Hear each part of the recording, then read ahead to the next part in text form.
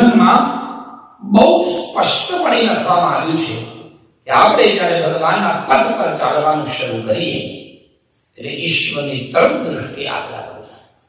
આ ભગવાન બહુ દૂર છે, ભગવાન ઘણી પરીક્ષા કરશે. એક વાત નક્કી છે કે ભગવાનની ભક્તિનો માર્ગમાં ભગવાન જ આપણને સાચવે છે, ભગવાન જ આપણી જવાબદારી છે. બે વાત મેં તમને કીધી, આપણે ત્યાં બે માર્ગો, એક હોય જ્ઞાન માર્ગ અને એક હોય ભક્તિ માર્ગ.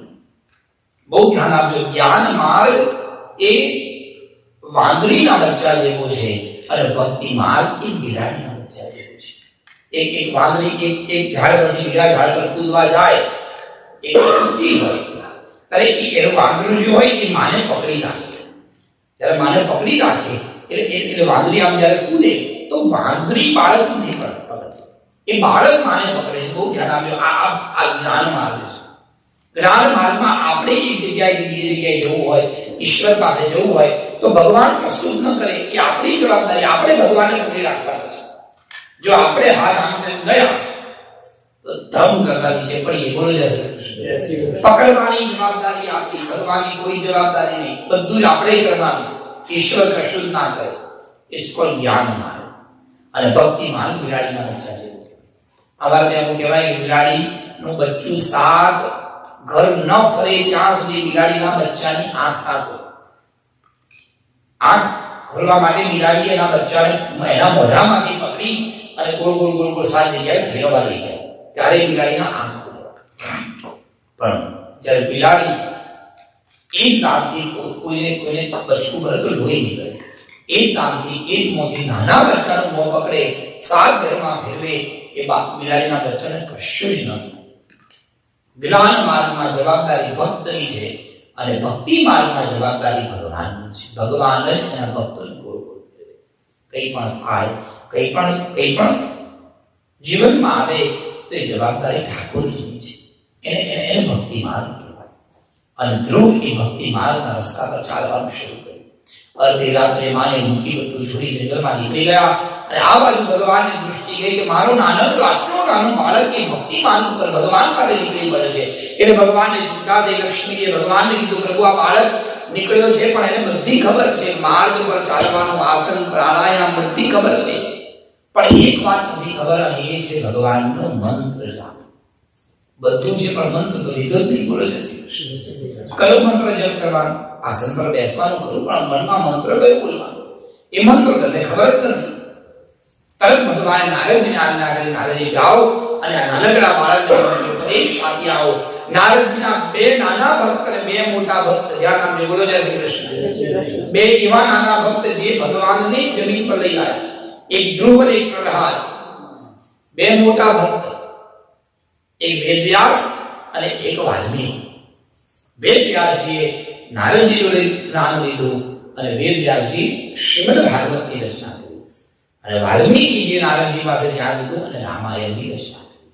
શિષ્ય પણ ઉત્તમ મળે તો ગુરુ નામ ઉત્તમ મળે. ઉત્તમ શિષ્ય મળવાની રાહ હતી.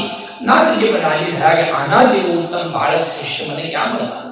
તરત નારદજી હાજર. બાળક એની મસ્તીમાં ગતિમાં ચાલે જંગલમાં. નારદજી સામા મળ્યા. કોણ છો? એટલે નામ કીધું, મારું નામ ધ્રુવ, મારા પિતાનું નામ ઉત્તાનપાદ, મારી માતાનું નામ સુનીતિ. ક્યાં જાઓ છો? કે જંગલમાં. શું કરવા? તો કે તપ કરવા માટે. તપનો આશય કે ભગવાનની પ્રાપ્તિ.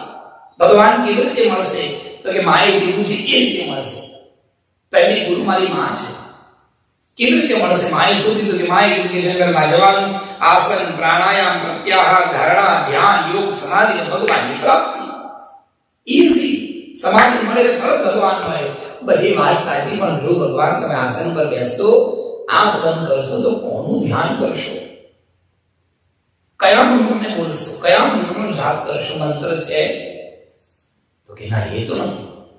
તો હવે હરે ધ્યાન ધારણા માટે તો મંત્ર જોઈએ. કોઈ એક મંત્રના જાપ કરવા પડે. મંત્ર વગર સિદ્ધિ ન થાય.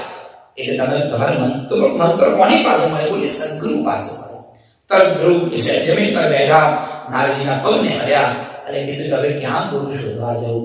એક કામ કરો, તમે જ મારા ગુરુ બની જાઓ. નારદજી તો રાજી હતા. એટલા માટે ત્રીજા માટે આવ્યા હતા. માથા પર કપડું નાખ્યું અને ધ્રુવના કાનમાં એક સુંદર મંત્ર આપ્યો, જેને આપણે ત્યાં શ્રીમદ ભાગવતનો સર્વોત્તમ મંત્ર કહેવામાં આવે, અને એ મંત્ર છે ઓમ નમો ભગવતે વાસુદેવાય. જેને દ્વાદશાક્ષર મંત્ર કહેવાય, દ્વાદશાક્ષરી મંત્ર કહેવાય. જેમાં જેટલા અક્ષર હોય એટલા લાખ જપ કરીએ તો એ મંત્ર સિદ્ધ થાય.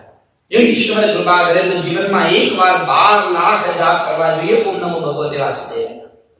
કોઈ દેવીનો ભક્ત હોય તો નવાર્ણ મંત્ર 9 અક્ષરનો મંત્ર એના 9 લાખ જપ કરવા પડે. જપ કરતા કરતા કરતા સિદ્ધિ થાય. જપમાં બહુ તાકાત છે, જપમાં બહુ સિદ્ધિ છે. ઘણી વાર એવું બને કે ઘણી બધી વસ્તુ એવી કે આપણને ખબર ન પડતી હોય, કેવળ મંત્ર જાપ કરો બધી જ ખબર પડી જાય. શિવ પુરાણમાં એક એવી કથા આવે છે. ભગવાન શિવના બે ભક્ત હતા, ચંડી અને નંદી. નંદી બહુ હોશિયાર અને ચંડીનું બધું માથા ભરતી જાય, બની જશે એ ઢગલા અંદર કે બધું સાંભળે, બધું બધી વાહ વાહ કરે, ઘરની બહાર જાય તો કથા ઉભી. આખી શિવ તત્વની કથા તુંબુર પાસે અને મહાદેવની પાસે નંદીશ્વર અને ચંડીશ્વર સાંભળી. બિલ્વપત્ર કેમ ચડાવવાનું, ભગવાન સર્પ કેમ પહેરે, બધી જ વાર્તાઓ શિવ. બધી જ વાર્તા સાંભળ્યા પછી નંદી ભગવાન એકદમ શાંત થઈ ગયા. ચંડીએ કીધું બધી ખબર નથી પડતી ભગવાન, તમે કીધું તો ખરું, એવો કઈ ઉપાય આપો કે મને બધી ખબર પડી જાય, કઈ યાદ નથી રહેતું. ત્યારે ભગવાને કીધું કે આખો ગ્રંથ યાદ ના રહે તો બહુ ચિંતા નહીં કરવાની, ખાલી એનો મૂળ મંત્ર જાપ કરવાનો. શિવપુરાણની 5 સંહિતાઓ છે. 5 સંહિતાઓમાંથી એક મંત્ર લઈને એક મંત્ર બનાવી આપ્યો, જેને પંચાક્ષરી મંત્ર કહેવાય. ઓમ નમઃ શિવાય. આ 5 અક્ષરવાળો મંત્ર, એ મંત્ર મહામંગલકારી. ઓમ નમઃ શિવાય, ઓમ નમઃ શિવાય. એ મંત્ર આપણે 5 અક્ષર મંત્ર જાપ કરતા કરતા કરતા કરતા કરતા સમાધિ લાગી ગઈ. સમાધિ જેવી લાગી, બધી જ વાતો આપોઆપ કરવા.